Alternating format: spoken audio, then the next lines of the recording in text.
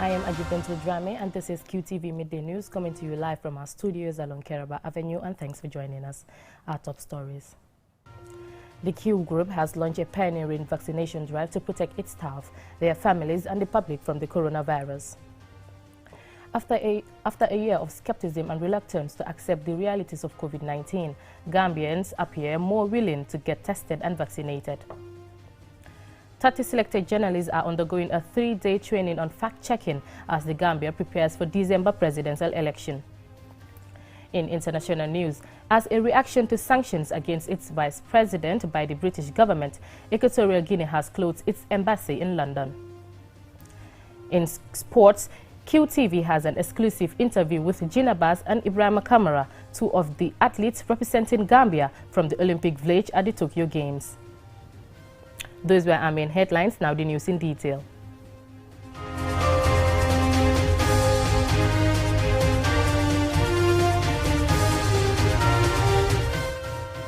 Now, in its quest to protect staff, their families and customers from the deadly coronavirus, the Q Group launched a massive vaccination campaign for its staff and their families.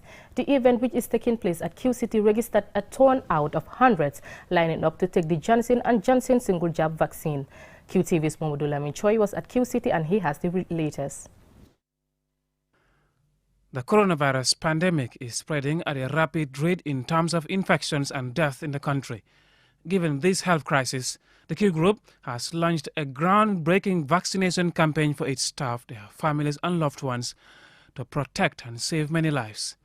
The National Coordinator for COVID-19 Response praises the Q Group's vaccination campaign, recognizing that it complements the national effort to combat the pandemic. Today's effort by QCell is commendable. Q Group, and that's because they took it upon themselves to invite a ministry vaccination team to come in here to offer vaccination to Q Group staff and their families within a conducive environment in their own place. We commend this because this is part of the strategy that we wanted. In this particular round of vaccination, we want to use all government health facilities to deliver vaccines. We also want to use all private sectors to be able to deliver vaccines. The more people who get vaccinated, the better for all of us. This significant and timely venture has proved popular for Q Group staff and their families who seized the opportunity to be vaccinated for the first time with the Johnson & Johnson vaccine. While Hoja Kebe is about to be inoculated, Lassana Tunkara, the head of QTV programs, has just taken his job. With this new Delta variant, I think it's critical that people come out in large numbers and take the vaccine to protect themselves and their family members and the country at large. And I want to applaud the Q Group, especially Mohammed Jah, for coming up with this initiative to vaccinate our staff, and I hope that other companies will emulate this initiative. I am really happy to be here to take part in the COVID-19 vaccination today. We are praising our chairman, Mohammed Jah, for making this arrangement for us to be vaccinated for our health. We encourage all our relatives for them to come out and get vaccinated, because we have all seen the effect of the virus on the whole world. For the smooth running of the vaccination campaign, transportation is provided for the staff at all groups companies across the country. The Q Group management, under the leadership of its chairman, Mohammed Jah, on Monday, came up with a motivational strategy for staff and their families to be vaccinated. This also includes QCell staff in Sierra Leone. You know that the Q Group, most of our products are public service products. The public come to our offices, to seek for our services. And we don't want to pose a risk first to the public. That is for us very important, because somebody who have taken his vaccine came to buy a simple SIM card to just get the virus again from our office. I think that is very irresponsible on our part. So we decided as a company that we are all going to take the vaccine, and at the end we will announce, because we are taking statistics, we will confirm to the public that every member of staff of the Q Group have taken the vaccine, and our premises and interacting with our staff is safe. The Q Group chairman also calls on the public to get vaccinated and thanks the President, the Minister of Health and Healthcare Workers for their efforts in tackling the pandemic.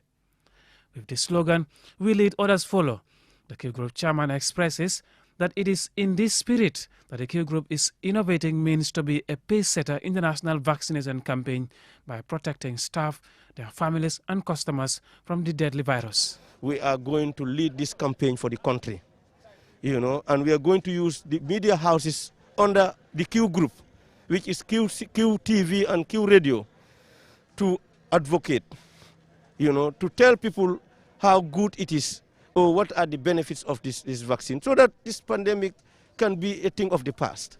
It is the first vaccination campaign of such magnitude to be initiated and championed by a private business in the country in partnership with the Ministry of Health and the World Health Organization. The vaccination, as planned, will progress for at least a week, and over 500 people are on course to take part in this vaccination at the Q City by the Q Group. Mohamed Lamin Chai, QTV News. Many Gambians had doubts about the seriousness of COVID-19 from the start, with widespread skepticism about vaccines only grew with concerns over the different types of vaccines and possible link to rare blood clot. However, things might be changing, as Omar P. Jallo found out when he visited the Sukuta Health Center, where the Sinopharm vaccine is being administered. People around the world waited patiently to be vaccinated against COVID-19. Vaccination centers in the Gambia had been empty. However, in a dramatic turnaround, Gambians appear to be lining up to be vaccinated as a new round of vaccination gets underway. Officials at the Sukuta Health Center, where the Sinopharm vaccine jabs are being administered, said the turnout has been impressive since Monday, while calling on the public to come out and get vaccinated against the deadly coronavirus. My advice to each and everyone is come and take the vaccine, it is safe. Because all these vaccines are pre-qualified by WHO and they are certified to be issued out to the general population. Because looking at it, Gambia is a country that is boosting a high level of immunization record. Like you can see, you see women all over here with their kids and so on. If you have your child from day 1 up to 5 years taking immunization, why not you at this age where you can decide on your own? Though jabs have always been free and available without appointment at the vaccination centers, there were very few takers over the past few weeks and months, leaving nurses to chat to pass the time. When QTV visited some of the centers in the past, some of those queuing up were non-Gambians. However, this week, the narrative has changed in most vaccination centers. Modu Salih Sow, a public health officer, explained why he thinks this might be the case. For anything that is coming into the country, the ministry will look at it thoroughly before they start administering anything to their population. So these are vaccines that are certified and then they are authorized to be issued out. So said people were previously in no rush to get vaccinated, as there had been some difficulties in convincing people to get vaccinated, and warned against the risks of not taking the vaccine. Since yesterday we started the campaign, officially we had a very good number, or at least we vaccinated over 300 plus for yesterday. As of today, we are around 100 plus, and then the turnout is perfect. It's like people are trying to understand the rationale behind getting the vaccine. Speaking to QTV at the Sukuta Health Center, Saiduba and Day Our Job, both volunteers, said the number of infections and deaths has been increasing in the Gambia recently.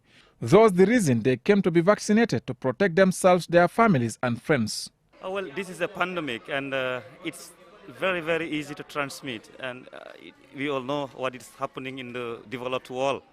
So before we get to that stage, and knowing there is already a solution, which is the vaccine, so better we take it. I am encouraging everyone to come and take their vaccine, especially us the students. We interact with many students in a class, and it's not even safe, especially in the market. We interact with people, different types of people. Life has been gradually returning to some form of normality since the government lifted a curfew and other anti-COVID restrictions. However, with that has come a complacency about the virus, leading to people no longer observing precautionary measures. Many people in the Gambia are far more preoccupied with earning a living in a country where more than half the population are under 35 and believe the theory that they are less likely to contract a serious form of the illness. It will be interesting to gauge whether the upturn in those queuing to get vaccinated will continue. Reporting for QTV News, I am Omar P. Jallo. In other news, as the Gambia prepares for December presidential election amidst an atmosphere filled with misinformation and disinformation, 30 selected journalists are undergoing a 3-day training on fact-checking. Alucise reports. The training started on Monday and is organized by UNESCO within the framework of the Peace-Building Fund project entitled Young Women and Men as Stakeholders in Ensuring Peaceful Democratic Processes and Advocates for the Prevention of Violence and Hate Speech. It is a 2-year project jointly implemented by UNESCO, UNDP, and UNFPA in partnership with local implementing partners. Gambians will head to the polls in December to vote in the presidential election. Therefore, it is deemed critical to empower the media with tools, resources, and skills to counter the phenomenon of disinformation and misinformation that comes with such a process. The training is being delivered by Fact-Space West Africa of Ghana, the first full-time fact-checking platform in Ghana. Deputy Asif Usman Senghor, Secretary General of the Gambia National Commission for the UNESCO, Lamin Jaju, Senior Program Officer for UNESCO NetCom in the Gambia, believes such training will greatly help in debunking fake news as the high-stake election draws nearer. Recent developments have placed journalism under fire. An array of factors are transforming the communications landscape, raising questions about the quality, impact, and credibility of journalism. Mohamed Esba, Vice President of the Gambia Press Union, recognizes the media's crucial role as watchdog in promoting credible elections. He sees fact-checking as paramount during election by debunking misinformation and disinformation. Fact-checking is part of everyday journalism, but it is even more important that this culture of verification is entrenched during elections. Lamin Jahate, UNESCO's project officer in the Gambia, outlined plans to organize more explicit fact-checking training for journalists in the Gambia. The International Fact-Checking Network, a global network of fact-checkers, is dedicated to bringing together fact-checkers worldwide. The network was launched in 2015 to support the booming crop of fact-checking initiatives by promoting best practices and exchange in this field. Bebas Osek is the president of the network, and he welcomes the training.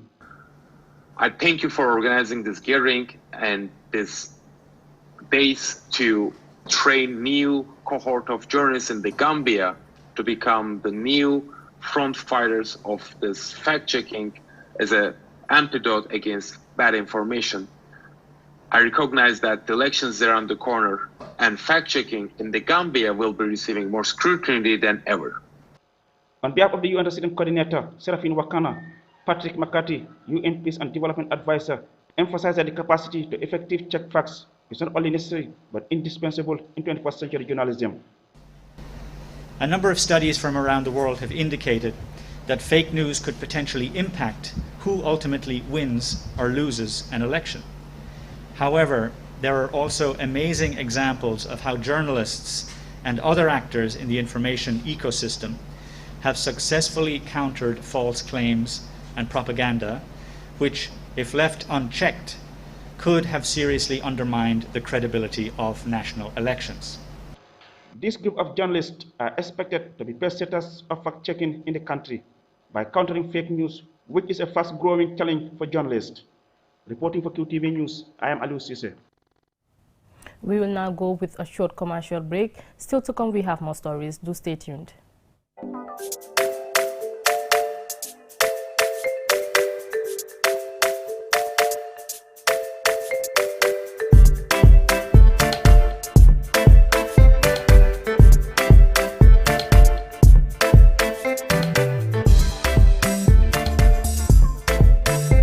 Such exceptional prices, impossible to miss the Butty Days. Butty Days is the unmissable appointment of Buttimat. From the 17th to the 31st of July, take advantage of exceptional discounts up to 50% off on several product family. The best quality, price ratio for the best construction is at Buttimat. So don't wait anymore. Let's hit the road for the Butty Days. Buttimat, everything for construction, from foundation to finishing.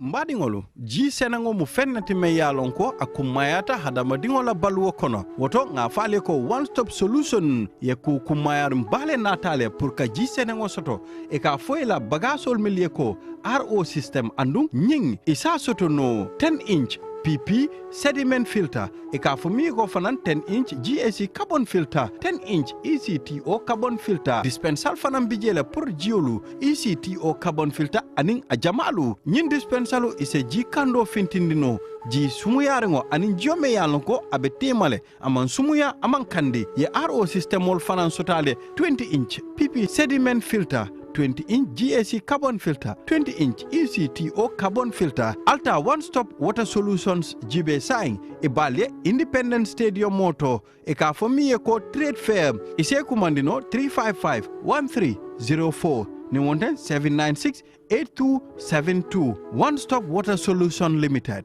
Clean water, source of life.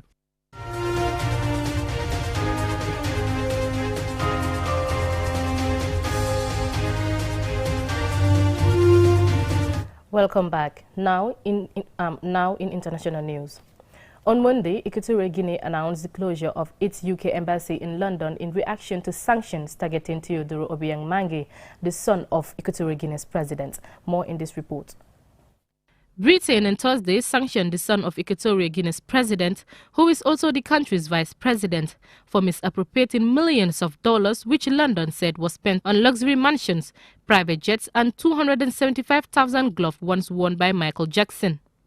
However, the Central African state of Equatorial Guinea has not taken the sanctions lightly, describing the sanctions as unilateral and illegal. Foreign Minister Simeon Oyono Isono told state broadcaster TVG that the first decision that the government has taken is the total closure of our diplomatic mission in London.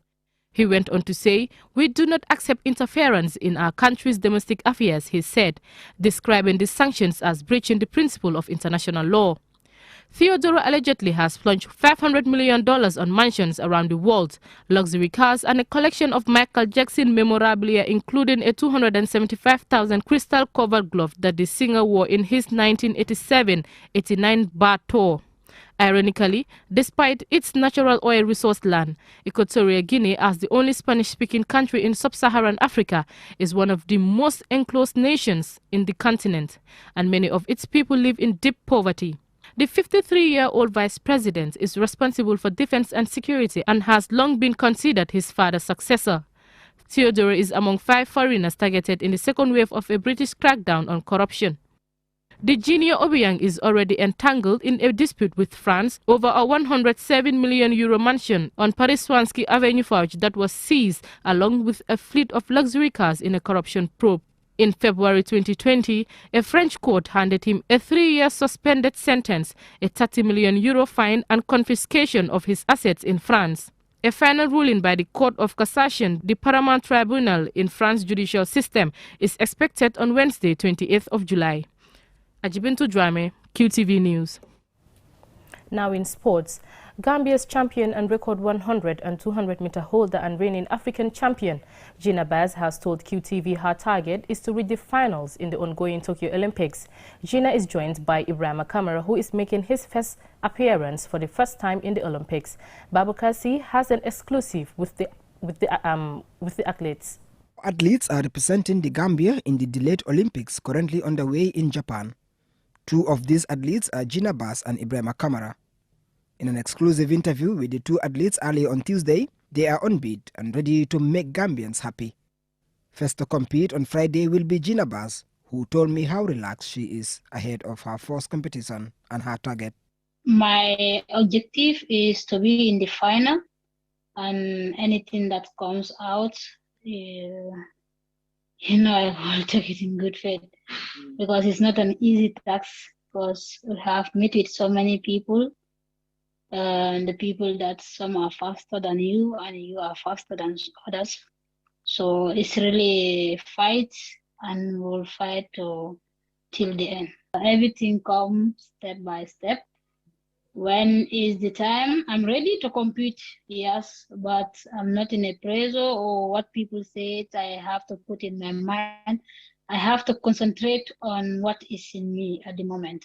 People have been praying and expecting many things from us, and by the grace, we'll make the Gambian people proud, and we are saying that let them add their prayers, and thankful for the for everyone who is supporting us. For Ibrahim Kamara, this is his first Olympics, and being under no pressure has set himself a target to achieve in Tokyo. Before they say that the Olympic has been postponed, we were in top form. Not only me, but all the athletes in the center, we are almost 100% ready to be in Tokyo. So when we miss due to the COVID, they say that the Olympic is postponed. We miss so many competitions, then we have to come back and start working again.